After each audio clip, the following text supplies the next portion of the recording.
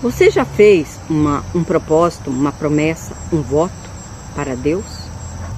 Será que voto, propósito, promessas agrada a Deus?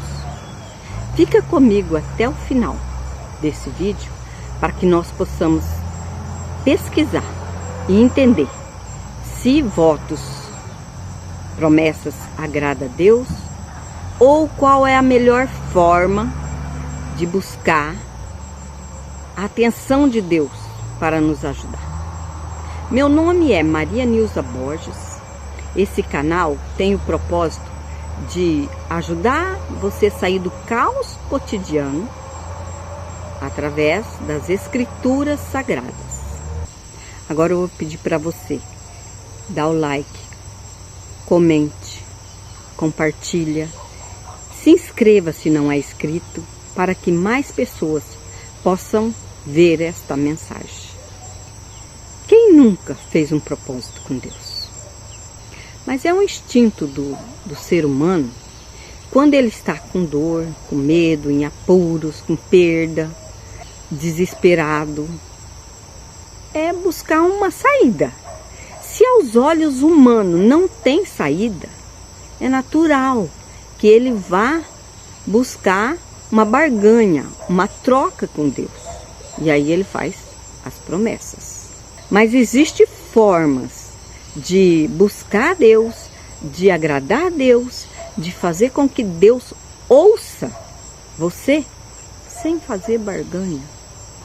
Deus nunca pediu para que nós façamos promessas, votos.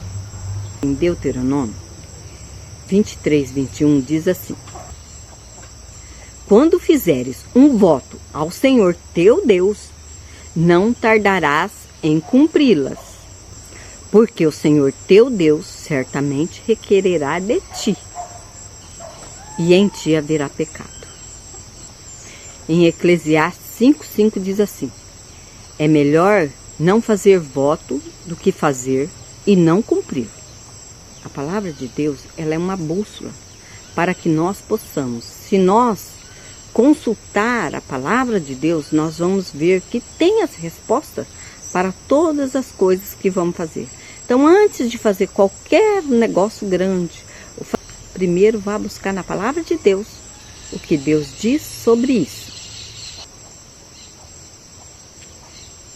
Na Bíblia existem 2 casos quase idênticos, com desfechos diferentes, porque um fez o voto e outro fez de forma que agradou a Deus e recebeu a vitória, sem transtorno. E no capítulo 11 de Juízes, existe a história de Jefté. Jefté era um homem valente, porém era um filho bastardo de Gileade. E os filhos legítimos não aceitaram ele e expulsaram ele. Então ele foi para um lugar chamado Tobi, e lá ele diz a palavra de Deus que ele se ajuntou com alguns desocupados. Provavelmente por ele ser um homem valente, ele era líder de algum grupo. E passado algum tempo, os amonitas declararam guerra aos israelitas. E os anciões de Israel foram atrás de Jefté para que ele pudesse ser o comandante de guerra em Israel. Claro, né? Jefté disse para eles: como eu não era um filho legítimo, vocês me expulsaram. Agora que estão em apuro, buscam a minha ajuda. Jefté fez a proposta para eles: se eu ganhar a guerra, então eu serei comandante-chefe de vocês em Judá. Os anciões concordaram e assim aconteceu. Então, estava perto, próximo já da guerra.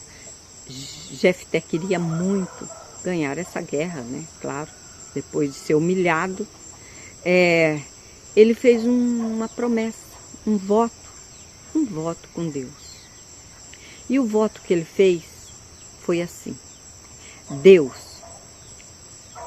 Se o Senhor entregar a vitória em minhas mãos, voltando para casa com as vitórias nas mãos, eu entregarei aquilo que sair da minha porta primeiro em oferta elevada a ti. E eis que Jefté foi para a guerra e ganhou a guerra. E ao estar chegando em casa, quem vem em encontro de Jefté? A sua única filha. Ele não tinha filhos e ele não tinha mais filhas. A única filha veio feliz, alegre, comemorando a vitória do pai. E o pai então rasgou as suas vestes e chorou e clamou. E disse à filha que ele era o homem mais infeliz do mundo por ter feito tal voto. Que é claro que Jefté não imaginou que seria sua filha a sair ao seu encontro. Provavelmente ele teria alguns animaizinhos de estimação, um cachorrinho, por exemplo, que são os primeiros a perceber que alguém da casa está chegando. Eles são sempre os primeiros a correr ao encontro nosso quando nós estamos chegando em casa.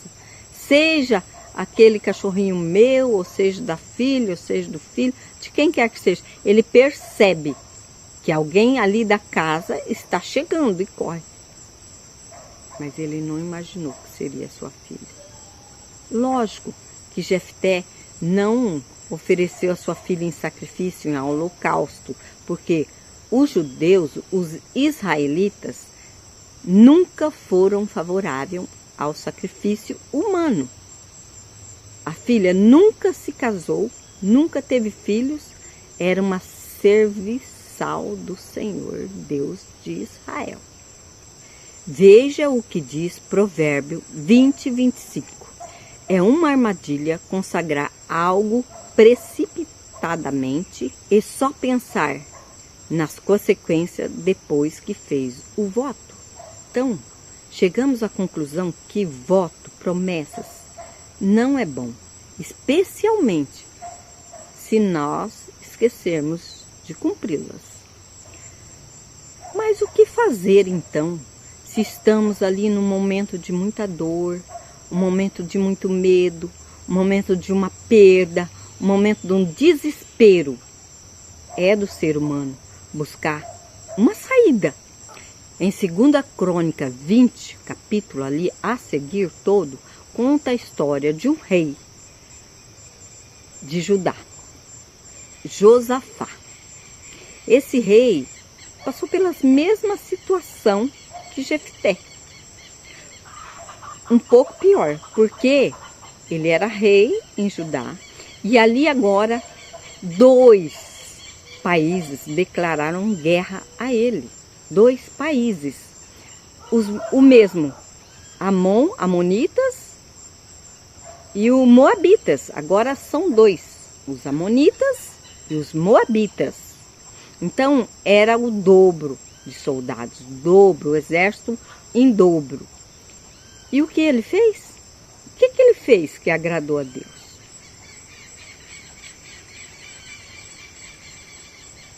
A Bíblia diz que ele teve medo e buscou ao Senhor. E nessa busca, ele apregoou para que todos os Judá fizesse jejum e clamasse ao Deus eterno. E todo Judá veio à casa do Senhor para adorar, jejuando. E ele estava à frente do povo. Ele não mandou o povo e ficou esperando. Ele estava à frente, jejuando, orando, e ele falava com Deus. E é muito lindo a forma que ele começa a dirigir a oração a Deus. Então ele primeiro buscou o Senhor. apregou para que todos fizessem jejum e clamasse a Deus. E ele estava adiante. E ali ele clamou. No clamor, ele primeiro engrandeceu a Deus. Ele dizia assim, e eu não vou ler tudo, porque se tornaria grande, mas eu peço que vocês leiam. É muito lindo a forma que ele se coloca como servo de Deus. Vou ler um pedacinho para vocês. Ele diz assim, é no 20, capítulo 6. Ó eterno Deus, tu és o Deus dos céus. És tu que governa sobre todos os reinos e nações. Nas tuas mãos há força e poder, e não há quem possa resistir a ti. É o início da oração dele, e ali ele vai falando do que Deus fez para os antepassados dele, as vitórias. Então, ele é uma forma de agradecer o que Deus fez até então na vida dele, até então na vida dos pais. E agora ele está numa situação de praticamente perda e derrota. Mas esse Deus que fez tanto milagre, que deu tantas vitórias para os seus antepassados, é o mesmo que estava ali naquele momento. E era esse Deus, o Eterno, que ele clamava e buscava a direção, a saída. É lindo. E olha o que Deus responde para ele. Em Crônicas, no capítulo 20, versículo 17, e Deus diz assim para ele: nesta batalha não tereis que pelejar. Prostai e ficai parados, e vede a salvação que o Eterno, vosso Deus, vos concederá. Então isso agradou a Deus. E não teve consequências, só teve vitória. Às vezes, o voto, a promessa, podemos até receber a vitória, mas pode haver consequência. Além de, às vezes, esquecermos, que é do ser humano, né? De cumprir a promessa. E para fechar, eu quero ler o que Samuel disse em Samuel 15, 22. Mas Samuel respondeu: acaso o Senhor tem tanto prazer em holocausto e sacrifício, quanto em que se obedeça a sua palavra? A obediência é melhor do que o sacrifício.